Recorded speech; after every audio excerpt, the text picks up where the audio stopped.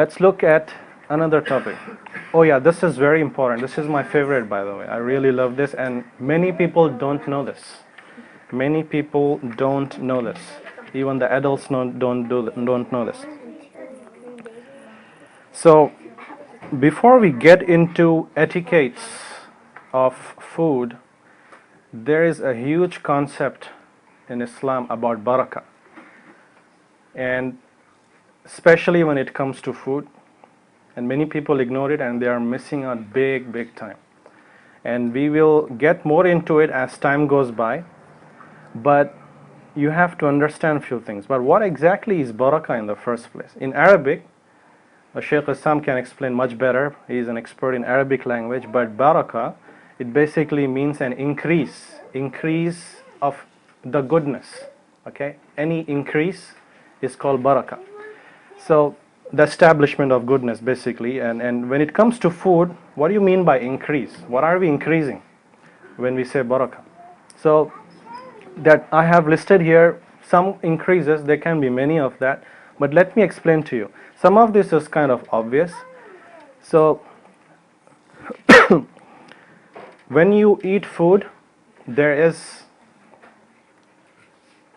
some goodness associated with it, but there are certain actions by which you can multiply a lot of that goodness.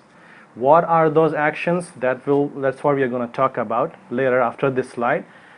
But there is not just one fixed benefit or goodness. There is huge. You can increase it as much as you want.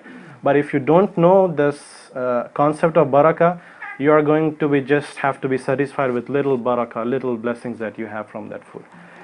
So blessings, that's what barakah usually is translated. But in general, what kind of blessings do you get out of eating food? First one, obvious, the physical strength you get. You are removing your hunger and you have strength to walk. That's the main purpose of food, right? So that we should have enough energy to do whatever we want to do. Remove the weakness. If you have a lot of barakah in your food, you will feel, I don't want to say Superman, but it really serves the purpose. And a little bit of food can give you the strength that 10 times eating that much food. And really going to talk about how that happens. And second thing, of course, it's safety from diseases and harm. Many people eat food, but what happens? Sometimes food can be against you. And we know how food, I work for a company who is involved in health industry, and we know how much food can affect a person in terms of diseases. If you are not careful, if you don't have barakah in your food, this is going to be a problem. And we're going to talk about statistics later on when it comes. And the nourishment, our body definitely needs a lot of nutrition. That's the food that we get. But if you have a lot of barakah in that food, you get more nourishment. And this is the part that I really like. Spiritual strength for obeying Allah subhanahu wa ta'ala.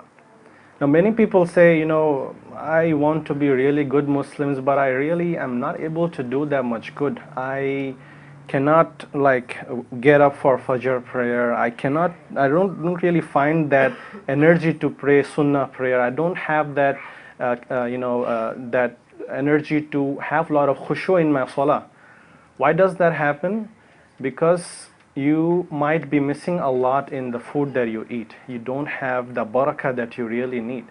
When you eat food and it has a lot of barakah, even one morsel of food can really give you so much spiritual energy that you can do a lot out of it. So now you understand the meaning of barakah. So you have to really find that barakah in the food, and we're going to discuss how you can do that. And because of that, your Islamic life can really shoot up. You can earn a lot of rewards. Okay. And then obviously when you have all these things, yes, you'll start getting general benefits in your life. You'll be more successful at work, at school, at home, better relationship with everybody. Your way of thinking can change as well. So all this is coming from food. And I like this one as well. Little quantity suffices your hunger. SubhanAllah. if you have little food and you share, for example, with many people, how many times didn't you see that you feel satisfied, is it not? Because of the barakah in that food. Sometimes you eat 2 plates of biryani and you still are like, I want to eat more. Even though your stomach is full, you still want to eat more. Why? Because you have absolutely no blessing in the food. That's the problem. If you don't have blessing, no matter how much you eat, you still want to eat more. So that's the problem. So even little quantity, if you have 1 plate of biryani and suddenly your friend comes, you're like, oh no, I have to share with him now. So if you're looking for quantity, then that's not the thing. But if you really follow all the etiquettes, your barakah is increased, and then even the friend comes and shares with you, you feel as if like you had 2 plates of biryani, right?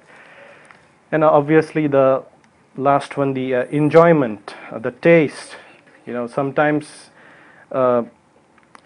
the wife, for example, makes such a tasty, delicious food, but people at home don't like it.